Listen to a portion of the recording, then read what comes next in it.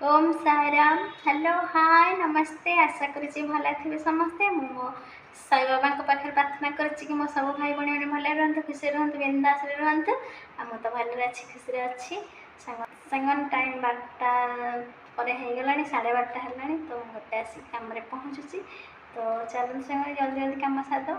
हाँ सांग मैंने गोटे भल कथा आपण मन कहबी आज भल कथा कौन कि सांग मैंने देखने कलिजुगर लोक मैंने ना सतरे बहुत अजब कहीं कहले सांग मैंने मुझे जाइली हस्पिटाल तो जो 5 टंकिया मिल जो खाती 5 टंकिया मिल आपने जानते कि नहीं जानी कि सब हस्पिटाल मानक गवर्नमेंट हस्पिटाल मानक से आहार केन्द्र बोली से गोटे थाए गवर्नमेंट खोली तो से मु लाइन देती खाइबी बोली 5 टंकिया मिल तो से मौसी बसते जो मौसी की मुझे जानी ना जनाशुना हे मैंने छोट बेलू जानी मौसी को से मौसी जी बसते जो 5 टंकिया मिल मिले आहार केन्द्र कहीकि तो से लाइन लगे खावाई तो से मौसी जी बसते मुझे देखिली मुझे मौसी तुम इे कड़े सी गोटे ब्यागटे धरती से ब्यागे कौन कौन सब थी मुझे जानी किंतु से खाली गोटे शाढ़ी खंडे पिंधि सूता शाढ़ी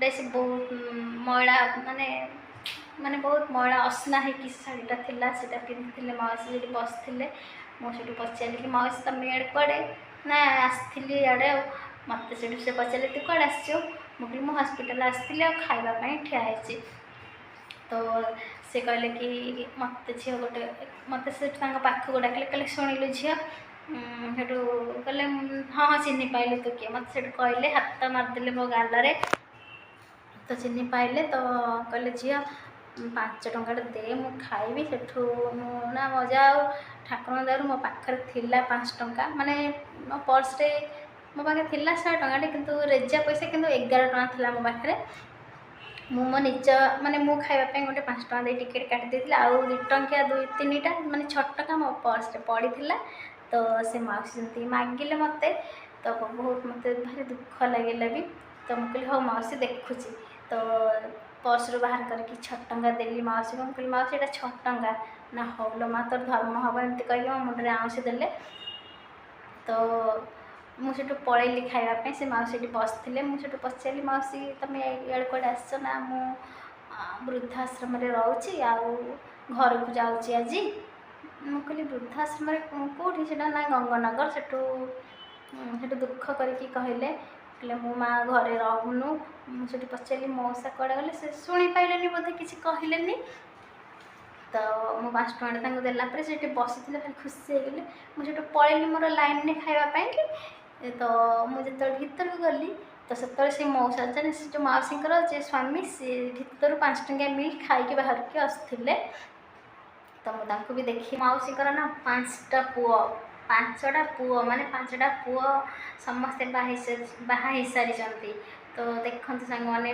5टा पुओ थी लाभ भी कौन बापा माँ जाकि अनाथ आश्रम माने वृद्धा आश्रम रोचती अनाथ आश्रम जो जार कि कहीं न था दुनिया से मैंने ही रुहती से जगार तो आज 5टा पुओ थी भी से जाकि वृद्धाश्रम याठू दुख कौन हो पारे सांग मैंने कहतु तो पुओ जन्म करके लाभ कौन जदि जनक जदि 10टा पुओ कि 50टा पुओ भी था ना किसी भी लाभ ना सांग मैंने जदि गोटे झी थी ना तो दुख सब चलीज बापा माँ ठीक है ना सांग से मौसा मौसी एमती दुर्भाग्य जे भाग्य झी ही ना केवल 5टा पुओ माने मुझे भाविली गोटे कथा सांग मैंने एत दुख लगे देखिकी से मौसा मौसी को मुझे 5टा पुओ कि भगवान यहाँ गोटे झी देना देखु केमी ये जदि गोटे झी था ना तो सी आज से वृद्धाश्रम न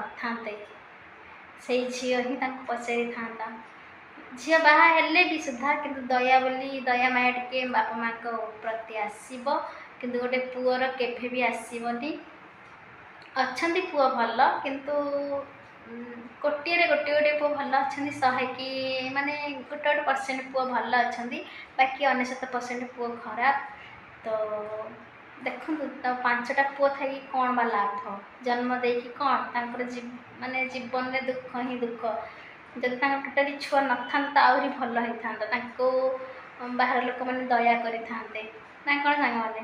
ତ କିଛି ଲାଭ ନାହିଁ ପୁଅ ଥାଇକି। ତ କେତେ କେତେ ଦୁଃଖ ତାଙ୍କ ଜୀବନରେ ପୁଅ ଜନ୍ମ କରିକି। ତାଙ୍କ ଭାଗ୍ୟରେ ତ ଝିଅ ନାହିଁ ବି, ସେ ବି କ'ଣ କରିବେ।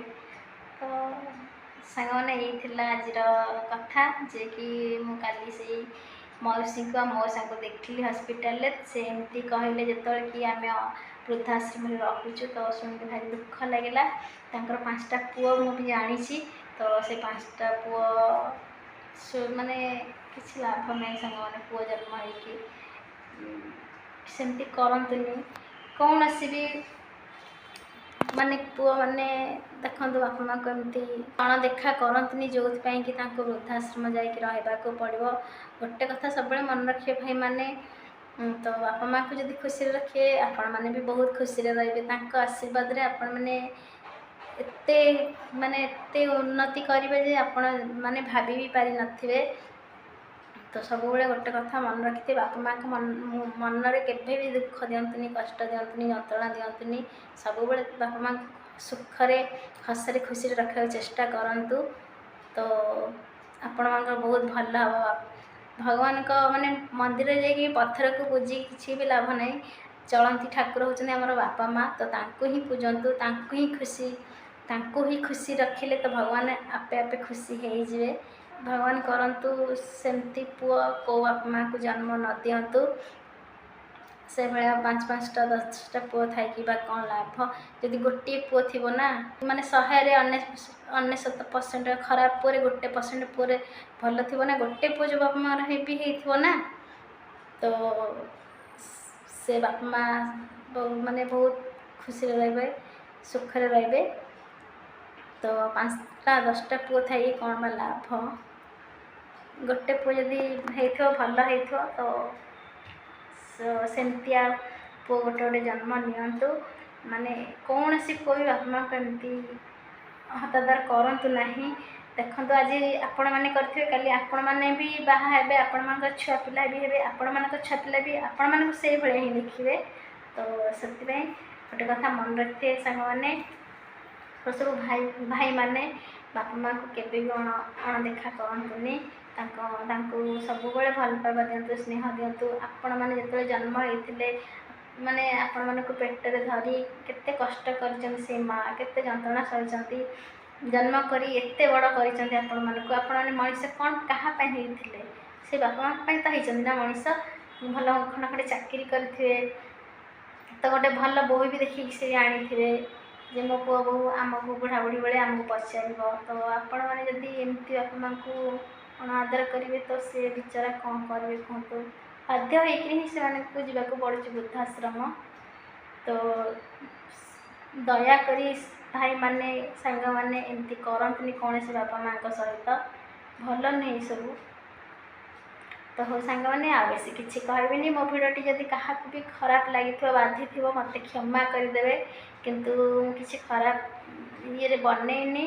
ମାନେ ମୁଁ ଗୋଟେ ଦେଖିଲି ଗୋଟେ ବାପା ମାଆ ମାନେ ମୋତେ ଦୟା ଆସିଲା ଦେଖିକି ତାଙ୍କୁ।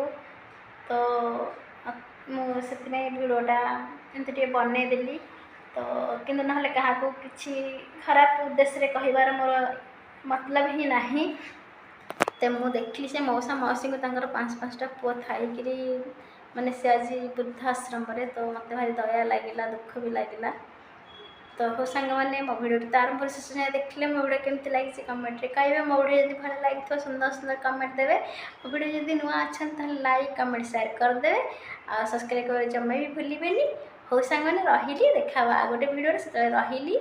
Om Sairam, tata, bye bye.